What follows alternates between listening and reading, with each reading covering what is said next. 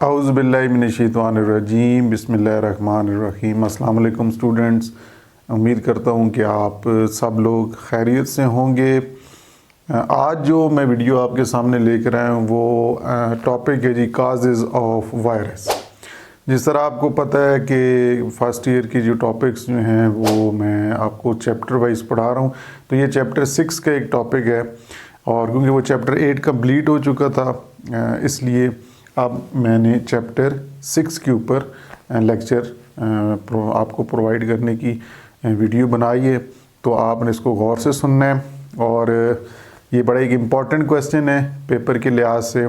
Causes of virus 1-2 साल पिछली दफ़ा पेपर में आ चुका है, तो पंजाब के जितने बोर्ड्स हैं उन सब के लिए ये इम्पॉर्टेंट क्वेश्चन है कि वायरस की वजूहात क्या हैं, what are the causes of virus.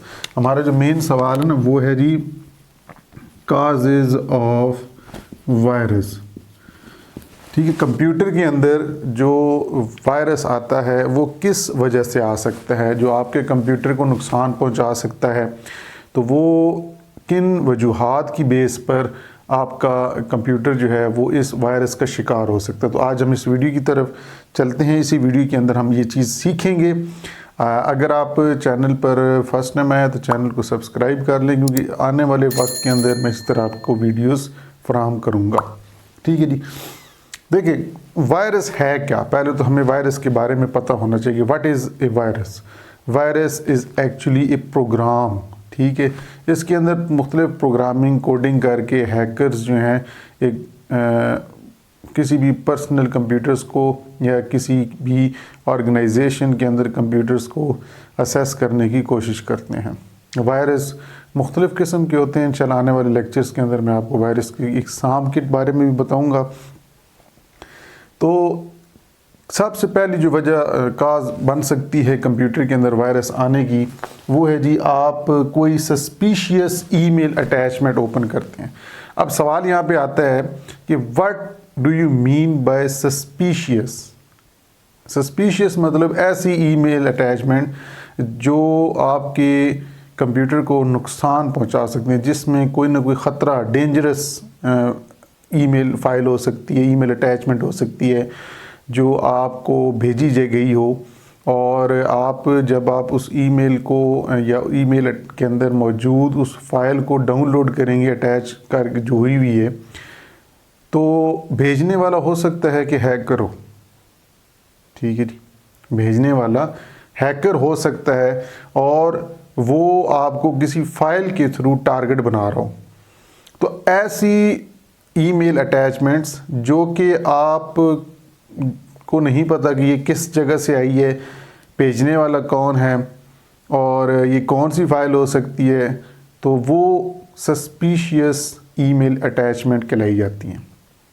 ठीक है जी, जिनके अंदर आप कह सकते हैं वायरस होने के इम्कानात होते हैं। ठीक है, आप उस ईमेल को डाउनलोड, उस फाइल को अटैच जो हुआ है उस वो ऐड ना करें अपने कंप्यूटर के अंदर, सिंपल डाउनलोड ना करें। ठीक है जी, अब बहुत से लोगों के जहन में आता है कि सर डाउनलोड करने से क्या कंप्यूटर में वो ईमेल जो अटैचमेंट हमने डाउनलोड फाइल की है, अगर उसमें वायरस है भी, तो क्या हमें डाउनलोड करने से कंप्यूटर में वायरस आ जाता है? तो नहीं आता। ये बिल्कुल जहन से निकाल दें, क्योंकि वो जब फाइल आप डबल क्लिक करेंगे, उसको ओपन करेंगे, देन वो मालवेयर एक्टिवेट हो जाएगा। ठीक है, ज़्यादा मालवेयर एक्टिव जो हैं वायरसेस ये भेजे जाते हैं ईमेल अटैचमेंट के अंदर, फाइल्स की सूरत में, इमेजेस की सूरत में, कोई और भी आगे मैं आपको बताऊंगा लिंक्स की सूरत में भी भेजे जाते हैं। तो इसलिए आप अननोन या सस्पिशियस ईमेल अटैचमेंट्स को कभी भी डाउनलोड मत करें अगर आपको वो यकीन नहीं है कि कौन है भेजने वाला। ठीक है जी, पहले तो मैंने आपको ये रीज़न बता दी, इसलिए मैंने ग्रीन ये जो अंडरलाइन यहाँ पे किए हैं, हो सकता है वीडियो के अंदर क्लियर नज़र ना आ रहे हो, ये बताने की वजह कि ये अहम पॉइंट है, ईमेल अटैचमेंट। ठीक है, दूसरी जो काज वजह बन सकती है वो है जी विजिटिंग मलेशियस वेबसाइट।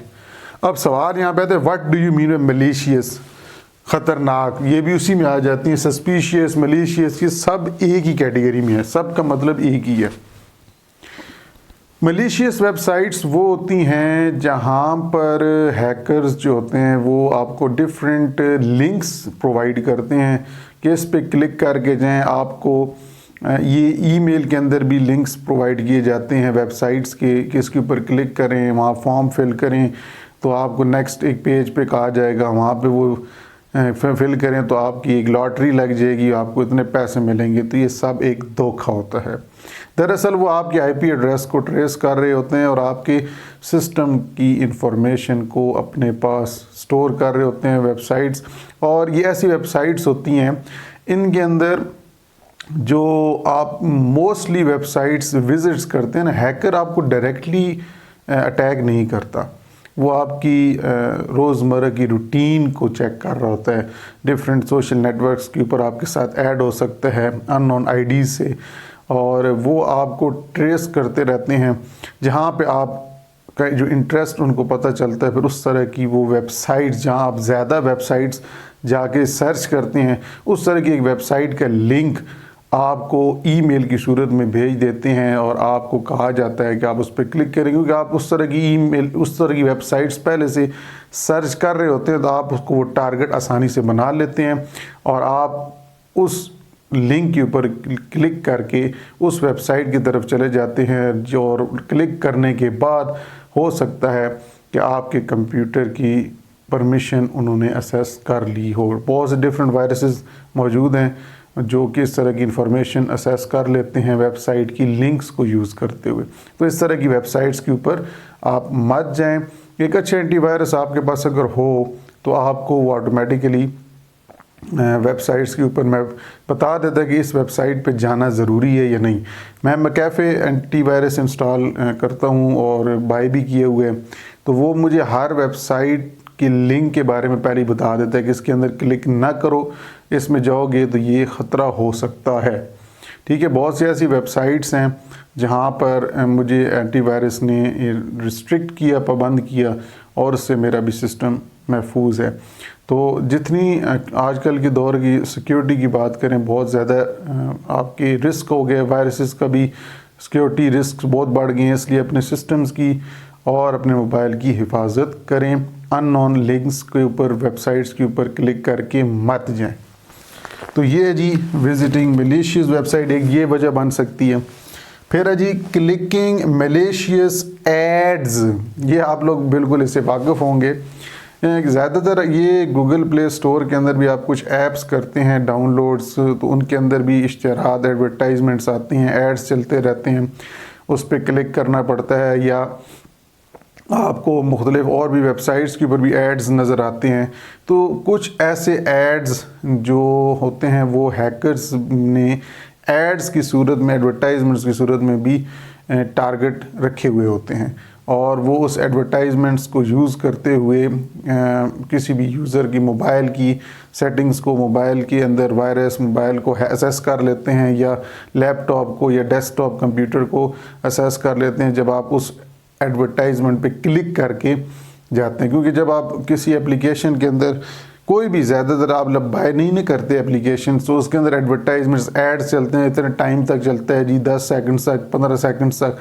तो फिर आपको कांट टू बी कंटिन्यू के ऊपर क्लिक करना पड़ता है। तो ये एक तो उनका अर्निंग का ज़रिया भी होता है ऐप बनाने वालों का, दूसरा हैकर्स इसको यूज़ बड़ा पॉजिटिवली, वो अपने लिहाज से पॉजिटिवली यूज़ करते हैं टारगेट बनाने के लिए कि लोग एप्लीकेशंस बाय नहीं कर सकते, तो वो इस तरह की एप्लीकेशंस को डाउनलोड करेंगे, तो हम उनके अंदर इस तरह के एड्स शामिल कर देंगे उन एड्स के अंदर, और वो क्लिक करेंगे तो उस एड्स की क्लिक करने की बेस पर वो आपकी इंफॉर्मेशन को असेस कर सकते हैं।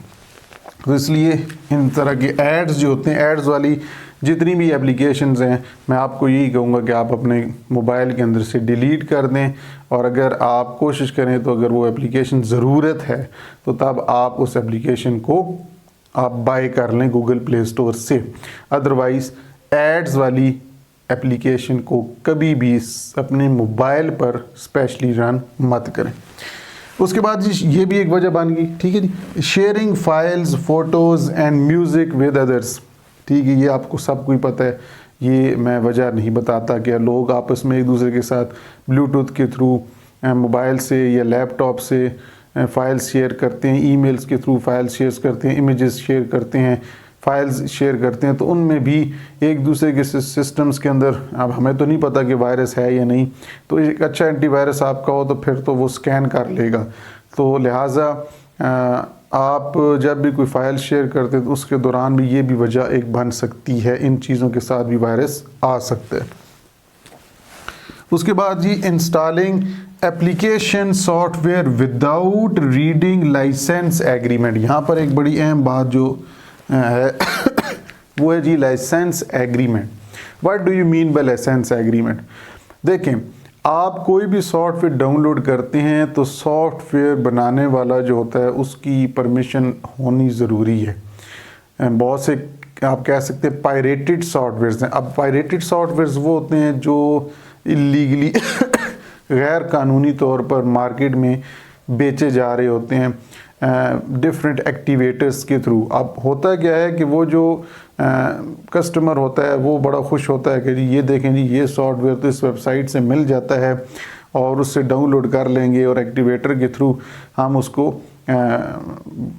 बाय कर सकते हैं या हम उसको क्या एक्टिवेट कर लेंगे।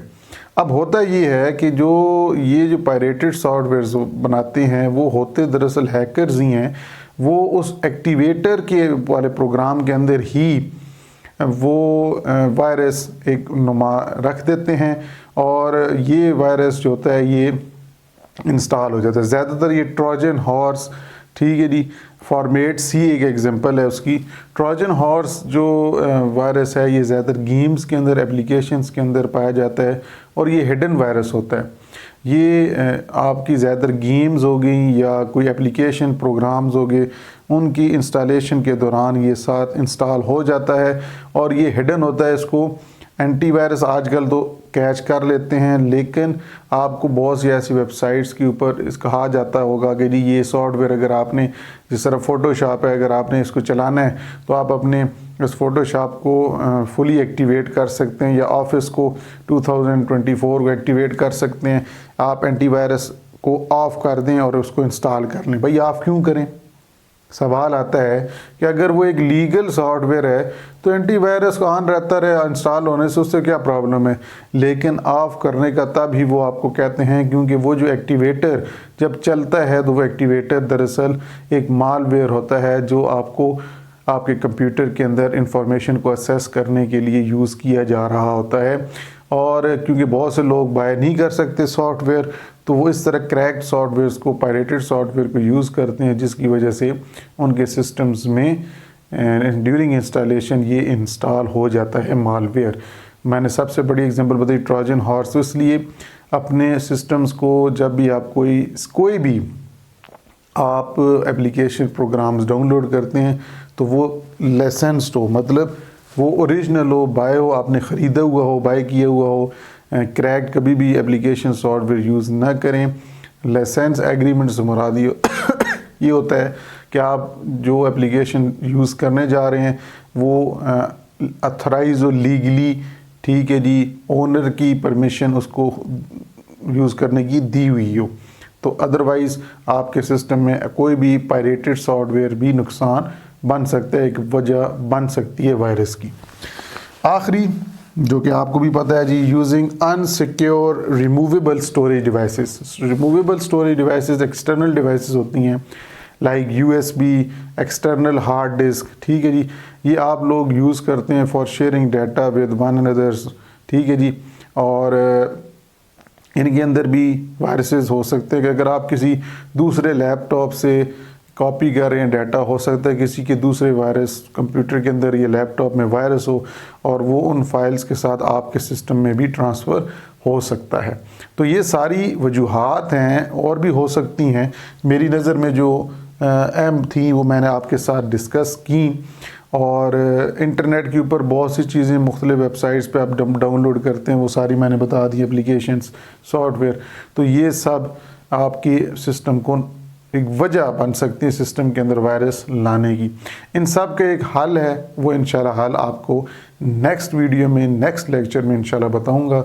अगर आपको ये वीडियो पसंद आए तो अपनी राय दें, वीडियो के अंदर कमेंट्स दे के और वीडियो को लाइक देकर और साथ साथ वीडियो को शेयर भी कर दीजिएगा। और इंशाल्लाह आपसे नेक्स्ट वीडियो में जल्द मुलाकात होती है। दुआ में याद रखिएगा। अल्लाह हाफ़िज़।